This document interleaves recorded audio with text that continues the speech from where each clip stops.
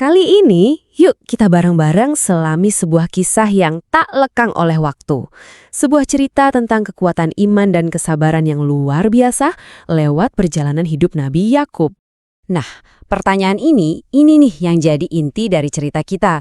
Mari kita cari jawabannya sama-sama sambil kita menelusuri sebuah ujian kehidupan yang, wah, begitu berat. Oke, pertama-tama kita kenalan dulu yuk sama tokoh utama kita, seorang pria yang dikenal karena karakter dan keteguhannya yang luar biasa. Jadi beliau ini bukan orang sembarangan, garis keturunannya itu nyambung langsung ke para nabi besar. Ini menunjukkan betapa pentingnya peran beliau dalam sejarah kemanusiaan. Ada beberapa pilar karakter yang menopang Nabi Yakub.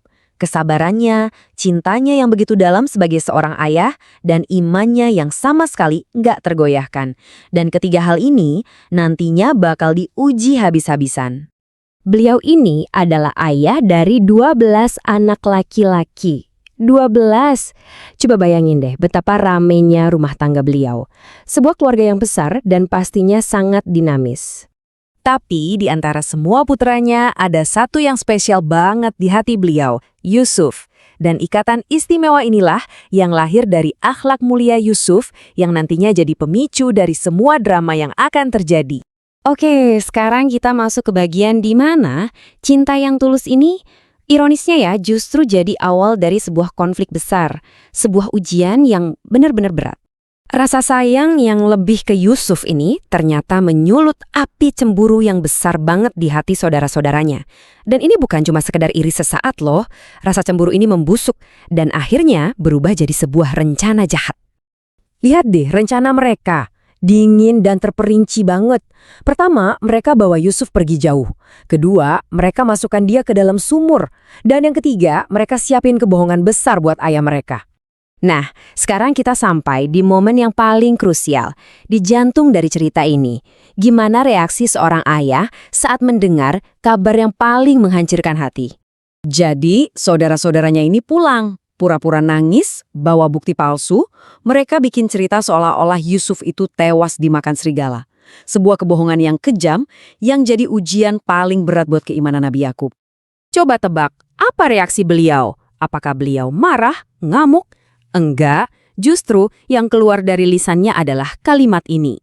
Maka hanya kesabaran yang baik itulah kesabaranku. Ini bukan pasrah yang putus asa ya, ini adalah sebuah pilihan sadar untuk bersabar dengan indah, berserah diri sepenuhnya sama kehendak Tuhan. Disinilah kita lihat sisi manusiawi beliau yang luar biasa. Di dalam hatinya, imannya itu kuat banget. Dia yakin Allah pasti melindungi Yusuf. Tapi, rasa duka sebagai seorang ayah itu nyata.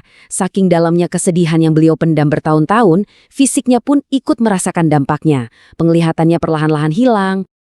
Setelah bertahun-tahun sabar dan terus berdoa, akhirnya kita akan lihat gimana keyakinan yang teguh itu dibayar tuntas oleh Tuhan.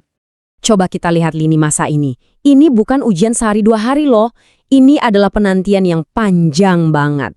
Mulai dari pengkhianatan, lalu tahun-tahun penuh kesabaran, sampai akhirnya pertemuan kembali yang sangat mengharukan saat Yusuf udah jadi pemimpin di Mesir. Lalu terjadilah sebuah keajaiban, sesuatu yang di luar nalar.